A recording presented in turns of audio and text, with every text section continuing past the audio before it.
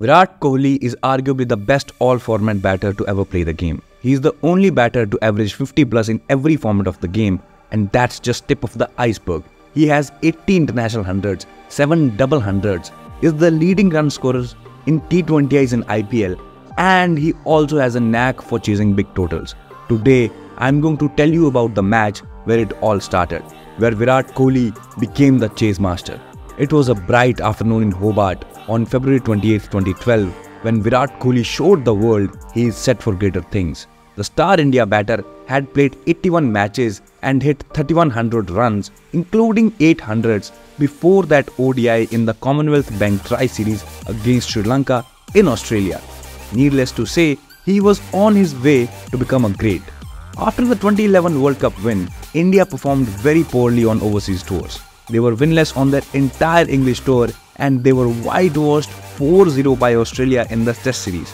India managed to draw the T20I series and wanted to finish their tour on a high by winning the Tri-Series. India had to play 4 matches, each against Australia and Sri Lanka. The two teams with the most points would play in the 2 finals, 3 if the result was 1-1.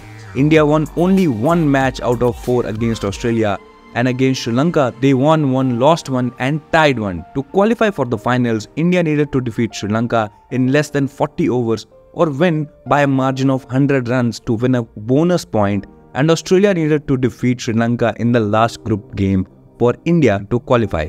India was chasing a mammoth total of 321 against a high-quality Sri Lankan attack in Hobart, and they needed to gun down the total in 40 overs to stand a chance of reaching the finals of the Tri-Series.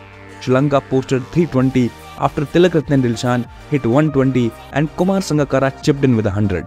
In reply, India got off to a flyer thanks to Virender, Sehwag and Sachin Tendulkar, who stitched a 54-run opening stand in just 6.4 overs. However, both the Indian openers weren't able to convert their starts into a big knock. After Tendulkar fell in 9th over, Virat Kohli walked in and joined Gautam Gambhir in the middle. The equation looked difficult despite the good start given by Tendulkar and Sehwag.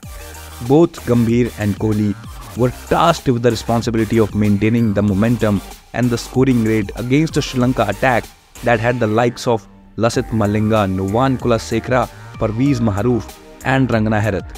However, what followed was an absolute ODI batting masterclass from Virat Kohli. It was in Hobart that Kohli first showed glimpse of what was about to come.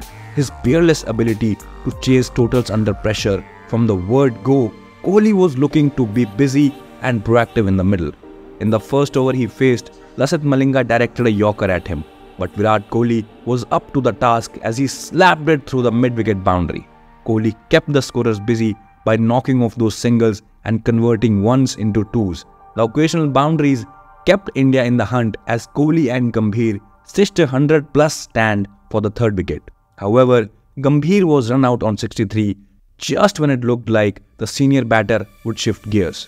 India still needed 121 of 76 balls to qualify when Gambhir headed back to the pavilion. Sri Lanka tried to put pressure on one end after Suresh Raina walked into bat, but Kohli shifted gears. It was carnage in Hobart as he punished Malinga and Kulasekara. India got past the finish line in 36.4 overs after one of the most memorable big-hitting displays by Kohli. Not many can forget the 35th over of the match when Kohli took 24 runs from Malinga. Sri Lanka great Malinga, who was at the peak of his prowess, kept firing yorkers and Kohli kept dismissing them for boundaries. 2, 6, 4, 4, 4, 4 read the figures of the 35th over. Malinga and the Sri Lankan fielders were watching it in disbelief. Kohli announced his arrival and showcased he was going to dominate world cricket for the rest of the decade. And he did.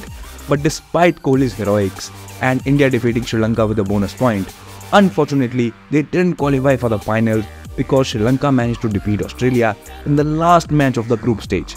India were out of the Tri-Series, but they had found a match winner in Virat Kohli. This innings laid the foundation of Virat Kohli's reputation as the chase master, and the rest is history. Thanks for watching.